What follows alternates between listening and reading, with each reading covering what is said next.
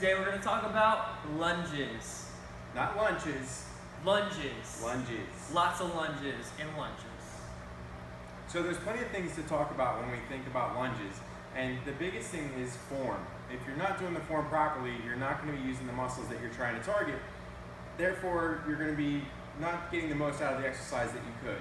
So the biggest problem is that most people don't engage their glutes and the back side of their leg as much as the front side of their legs, their quads. So we're going to show you today about how you can transfer that weight and adjust your form so that you feel it more in the glutes.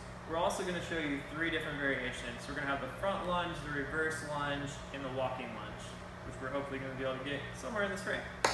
So we're actually both going to do these together so you can kind of see the difference in body types, because Parker is taller and lankier and I'm shorter and stockier. So the thing that we're going to focus on with that is how the form changes slightly and kind of the cues that can change from that individual. Let's have you do the front lunge first, and I'll kind of cue it, and then I'll do the reverse lunge. Okay.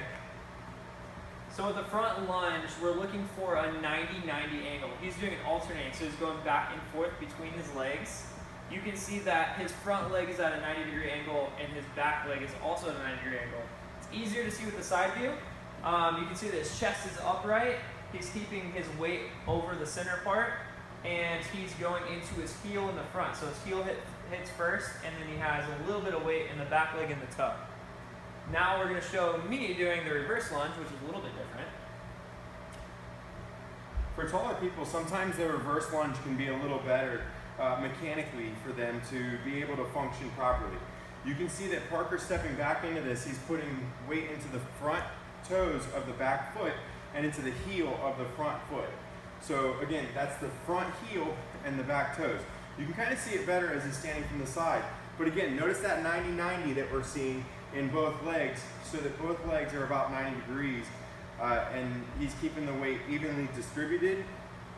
And that really ensures that you engage the glute, not just the quads. The reverse lunge is my favorite. I have it a lot in my programming. Okay, so the other one is the walking lunge. The benefit of the walking lunge is it's more functional to daily exercise, right? Yeah. So daily activities and exercise. But this is one that's easier to teach clients because they're moving, and it's harder to go back and forth with the balance if they're, just staying stationary. So I guess I'll do this one too. She'll go. But you can notice that even as Parker's walking, he's keeping that 90-90 through each leg. It's changing from his left leg and now into his right leg.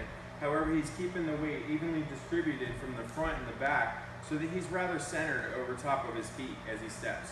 He was keeping his chest nice and upright, and as you can tell, it gets your cardio going also. So it's definitely good to incorporate to maybe spike the heart rate or to add as a finisher, and you can really make a big impact on your workout routine. Yeah, you should ask my clients. My clients do a shit ton of walking lunges. So, yes.